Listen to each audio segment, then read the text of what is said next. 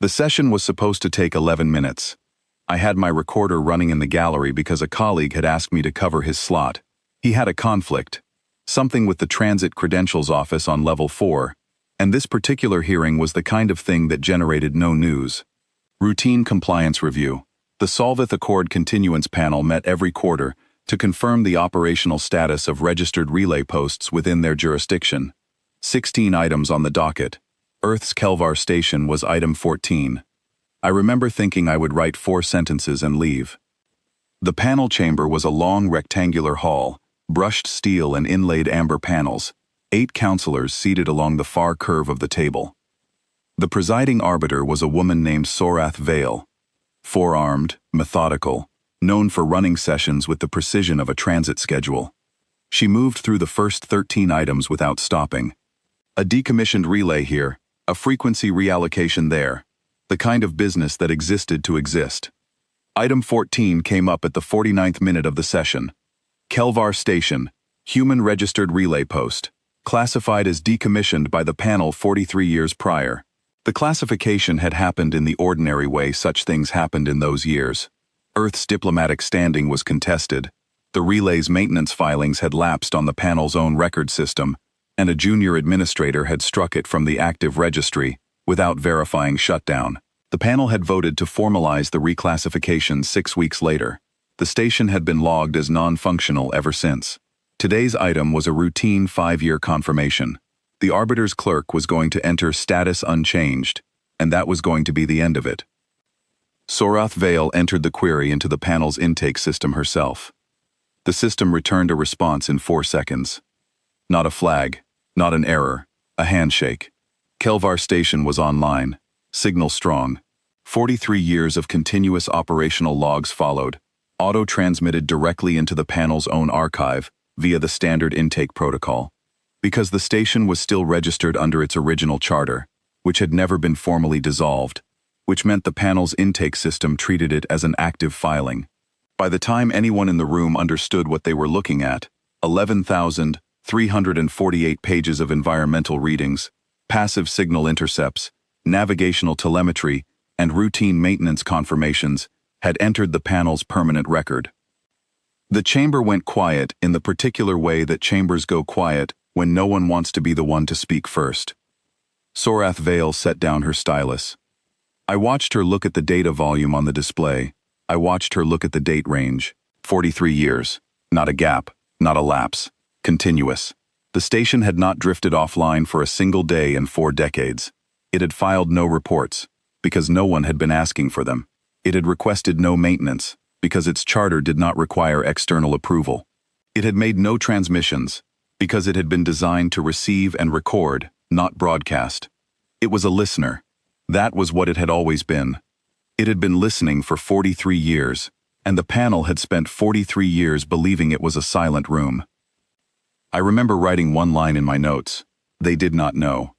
The Earth attaché assigned to the session was a young man named Rem Devar, not the career diplomat Rem Devar, some of you may have read about later, a different man, with a similar name and no obvious resemblance to the story you might be expecting.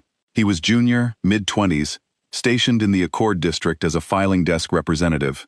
He had been in the gallery's floor-level observer seat for the full session, attending to item 14, because item 14 was his item to attend.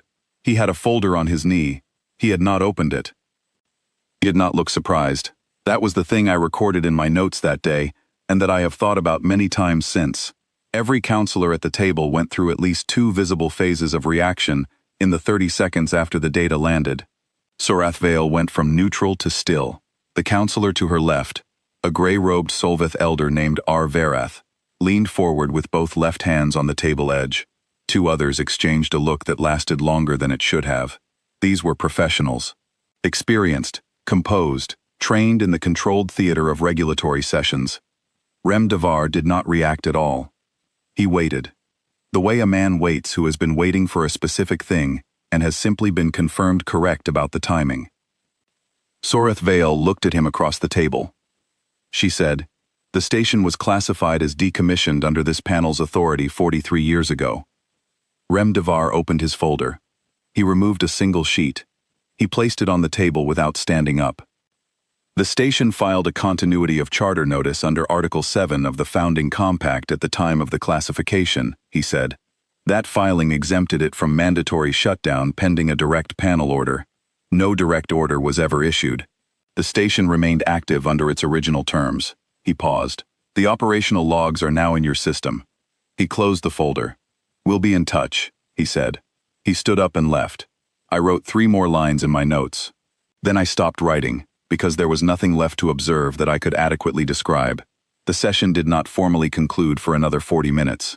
There were procedural questions, verification requests, a 6-minute recess, while the panel's technical staff confirmed that the auto-transmission had completed. Solveth Vale sat through all of it, with the expression of someone who has just learned that a door she had thought led to an empty room leads, instead, to a corridor. Here is what I understood, in the days that followed, as the implications finished landing.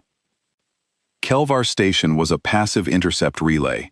Its function was to collect signal traffic from the region of space it occupied, navigational data, commercial frequencies, standard diplomatic exchange bands, and store the records locally. It did not transmit. It was not designed to. For 43 years it had been doing exactly this, in a section of space that the Solveth Accord treated as its own administrative corridor. All of it was in the panel's system now. 11,000 pages. 43 years of signal traffic from a corridor the panel had assumed was private. Not because Earth had deceived anyone. The station's original filing had been public. Its charter terms were on record. Article 7 was in the founding compact. The panel had classified the station as non-functional, without verifying shutdown, without issuing a direct termination order, without ever once querying whether the station had acknowledged the reclassification. It had not acknowledged the reclassification, because it was a passive relay. It did not broadcast acknowledgements. The panel had assumed silence meant absence. They had been wrong about that for a long time. I filed my piece that evening. 4 paragraphs. I did not speculate about the contents of the archive. I did not have access to them. The panel placed the transmission under procedural review within 6 hours of the session's close, and the review designation restricted public access while verification proceeded. What I knew was what I had watched: a young man at a table, a folder with 1 sheet, and a sentence that was not a threat. 3 months later, the panel issued a formal notice acknowledging Kelvar Station's continuous operational standing. The reclassification was struck from the record. Earth's filing rights under the original charter were confirmed intact. The operational logs remained in the panel's archive, properly filed, where they will remain until the compact that governs this body is itself dissolved.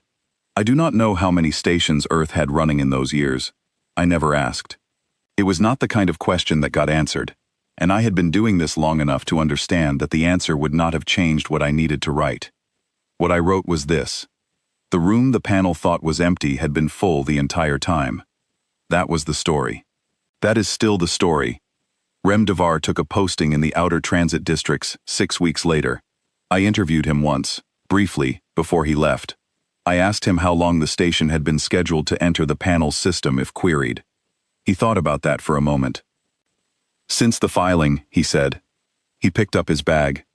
43 years is a long time to hold a question, I said. He looked at me with the expression of a man who has had a good deal of patience with a great many things. It's a longer time to have the wrong answer, he said. Then he was gone. I have covered a great many sessions in that hall since. The amber panels, the brushed steel, the 8 counselors in their curve. I have watched formal threats delivered and ignored. I have watched bodies vote themselves into corners and spend the next decade finding the walls. I have watched men and women place a single sheet on a table and walk out of rooms that thought they held all the cards. I have never seen a room go quiet in quite the same way it went quiet when Solveth Vale entered that query. That particular quality of silence has a weight to it. It is the sound of 43 years arriving at once.